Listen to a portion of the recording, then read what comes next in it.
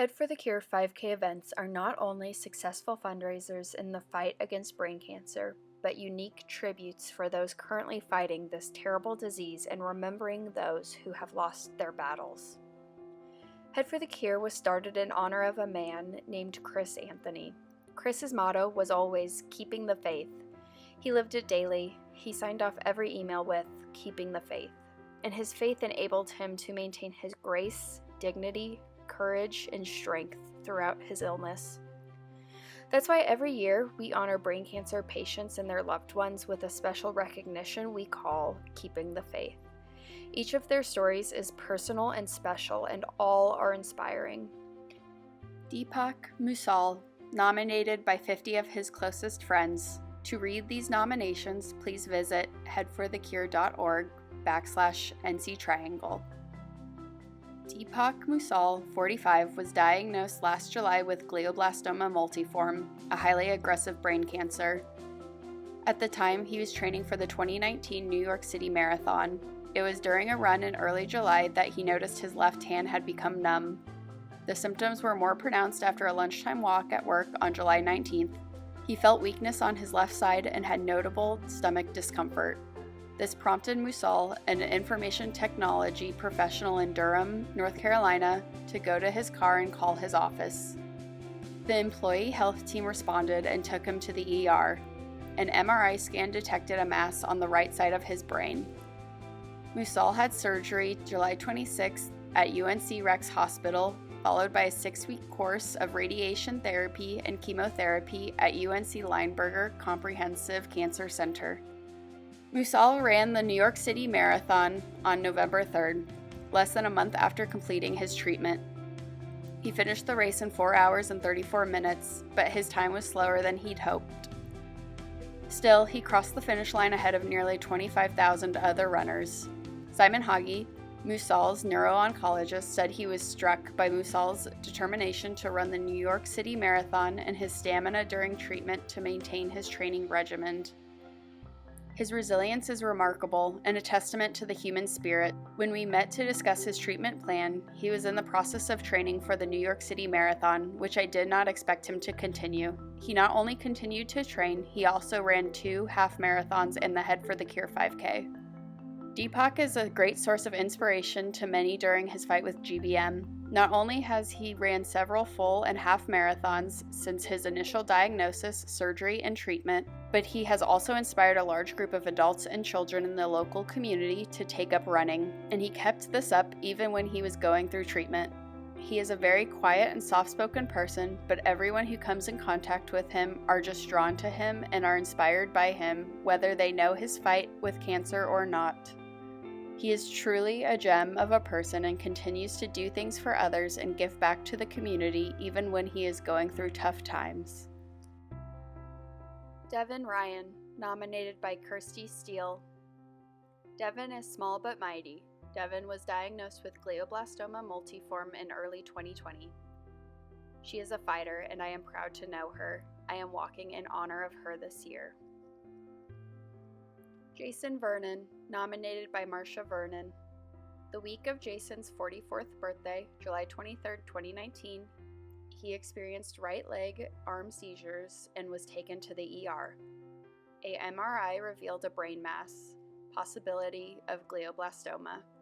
As the family searched the internet for answers, diagnosis painted a harsh reality of what he was dealing with, setting in motion countless physical exams, brain scans, appointments with neurologists, neurosurgeons, radiologists, oncologists, clinical trial specialists. Reality quickly set in once he underwent his first brain surgery. Biopsy confirmed grade 4 GBM, a devastating blow. Many young men at this time in their lives are thinking, okay, where do I go from here to experience some dreams I've always had? Certainly not imagining being diagnosed with a serious illness such as GBM. Jason, of course, turned to the love and support of family, friends, but most importantly, turned to the Lord for increased faith, hope, strength, and courage. Weeks following his biopsy, he underwent his second brain surgery, removing 70% of tumor, which was not without residual side effects, including seizures, leg, arm, and hand weakness, and bouts of inability to walk on his own. He underwent 6 weeks of intensive chemo, radiation, and immunotherapy, including 7 hospital stays, intensive hospital rehab, strengthening legs and arms, and working on speech and language skills. After completing 6 weeks of chemo, radiation, and immunotherapy in December, it was disheartening to learn that the tumor was not responding. Another blow. Then, in January, he was offered alternative treatment that has shown promise. MRIs over the past 8 months reveal tumor shrinkage. Through everything he has faced over 13 months, Jason remains upbeat, positive, encouraging, hopeful, and helpful to others. We're so proud of you. Karen Gould, nominated by Mark Gould. My wife inspires with her faith in God and her strength. Even though I am the caregiver as she goes through just about the worst health situation she could ever be in, she wants others to know about a hope that is bigger than cancer. She continues to care so much about others that she is constantly thinking of what everyone else is going through and what she can get for them.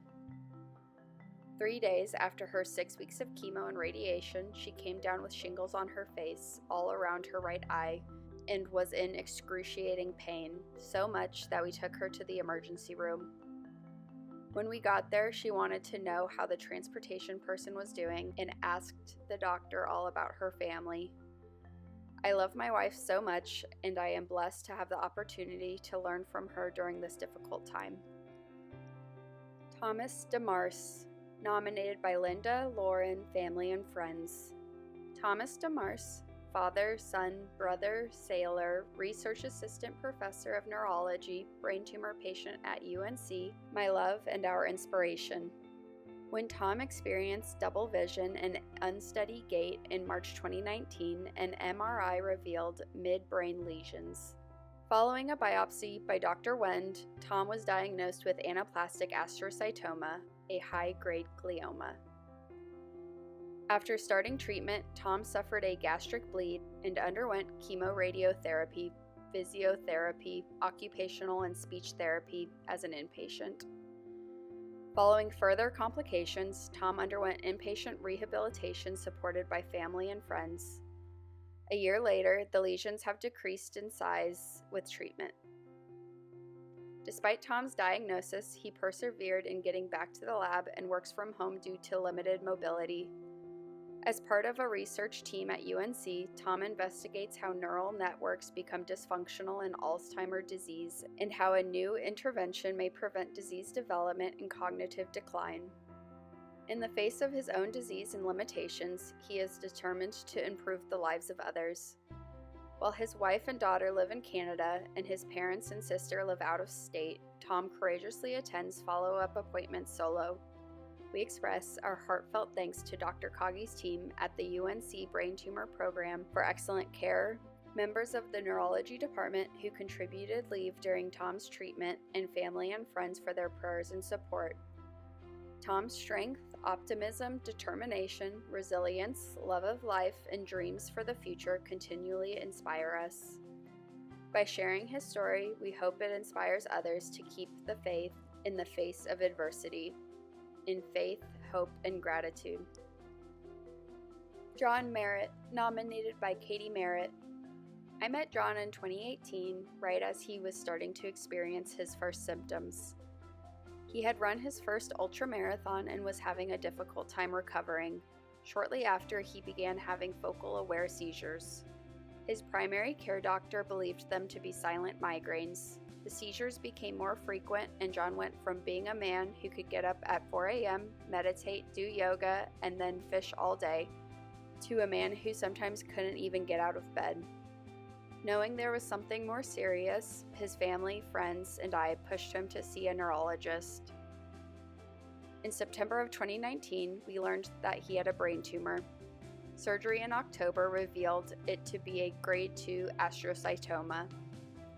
While the surgery was successful, the entire tumor could not be removed, and he followed it with 6 weeks of radiation and is now in month 4 of a 6-month chemo treatment. During this time, he has exuded positivity and continues to give this fight everything that he has. You would be hard-pressed to find a day where he doesn't have a smile on his face. He is the type of guy who engages people and makes them feel important, encourages them when they are down, offers his support and means it. In the midst of all of his health issues and in the middle of a yoga class, John and I became engaged. We married in January 2020 and blended our families to become a family of 7. He likes to joke that he has to be strong with 5 teenagers, 3 dogs, 4 cats, and a new wife in the middle of a pandemic. This isn't just his battle. We are all fighting with him. In spite of everything we have gone through and are currently going through, as hard as this is for all of us, I can't imagine how awful it would be if I had never met this amazing man. People say this all the time, but knowing John Merritt has made me a better person. Thank you for your courage and for allowing us to honor you.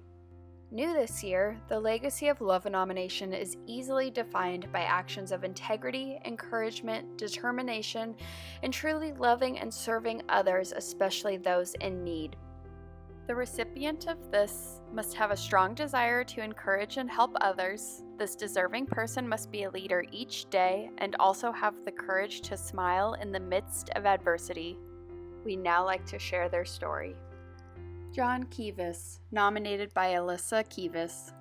When I began seizing, we were going at least 70 miles per hour down I-95 toward Disney World. John safely got us to the shoulder where he rushed to the passenger side to call 911 and make sure I didn't hurt myself while convulsing. I was so pumped full of drugs that day that I don't know half of what happened at the South Carolina hospitals.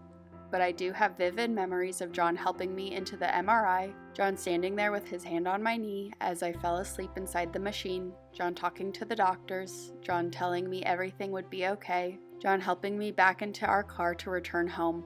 With the knowledge that I had a mass in my brain and the preliminary diagnosis of some kind of cancer, he filled in my family, his boss, my boss, anyone who needed to know. He made all the calls to get me a meeting with a neurosurgeon at UNC a few days later. At the appointment, the surgeon gave us the options: let it be and take seizure medication, drill into biopsy, or have surgery to remove the tumor. We scheduled the surgery for a week later. The week leading up to my surgery, John watched all my favorite shows with me, brought me to Build-A-Bear to get a comfort animal to bring to the hospital, cheered during Heels games, and watched the Oscars with me. Then, the day of the surgery came. He rushed to my side as soon as the surgery was over. Then he hardly left it for the entire time I spent in the hospital. The morphine made me paranoid. John was the only person who could keep me calm, and he graciously stayed so I could get sleep. He fed me ice chips when I woke from fitful doses. He cracked jokes about my Q-tip head bandages and the food. For the first several days after the surgery, I couldn't move my left side, and then over the next week, as the swelling in my brain went down, my muscle control slowly came back. It was exciting to get movement back, but it wasn't pretty. My hand would jerk up, and I had to pull it back down. John would calmly reset my arm in a comfortable position.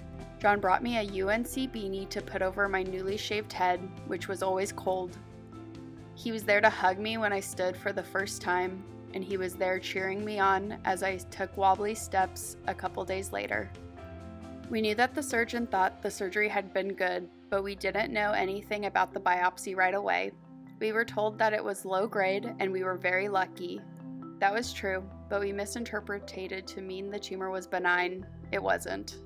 John held me as the neurologist told us it had been malignant, and there was a chance that the cancer could come back regardless of how good the surgery was. In the month after the surgery, he protectively hovered next to me, ready to catch me if necessary as I took my first jogging steps. He drove me back and forth to work when I returned to the office, adding an hour to his commute. He discussed with me the pros and cons of me wearing a wig at our wedding. He never stopped encouraging me. He still hasn't. 2 months to the day after my surgery, he finally became my husband. John takes me to all of my follow-up MRIs and waits in the room for the hour-long scan to finish. He's my biggest supporter, my running partner, my shoulder to cry on, and my favorite person on the planet. Mark Gould, nominated by Karen Gould. My husband Mark Gould is a godly caretaking man. From the moment he drove me to the ER for slurred speech to watching me have a seizure there, and even though he was not allowed to ride with me to the hospital due to COVID, he never stopped praying for me. He sent me coffee and gifts in the hospital, and he FaceTimed me every day. He sat and prayed with me as they allowed him to come back to the hospital for my left open craniotomy for a brain tumor a week later. I came home the next day after surgery, and right away he was my caregiver, just like a nurse giving me medicine, watching me breathe, eat, shower, exercise. He did it all because God saw his tears, heard his cries, and watched all the sacrifices he made for me.